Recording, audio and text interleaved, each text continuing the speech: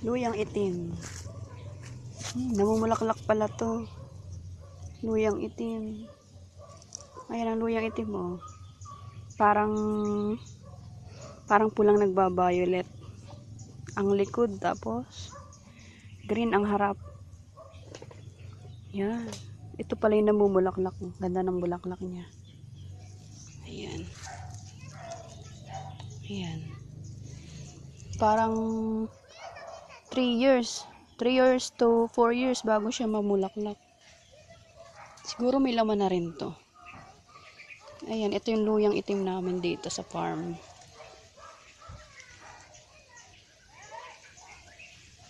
Tataas na rin siya.